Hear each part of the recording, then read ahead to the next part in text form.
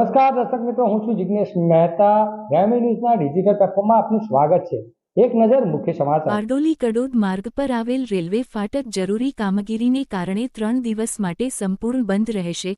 25 ફેબ્રુઆરી 2026ના રોજ સવારે 8 વાગ્યાથી 28 ફેબ્રુઆરી 2026ના રોજ સાંજે 7 વાગ્યા સુધી વાહન વ્યવહાર પર પ્રતિબંધ રહેશે.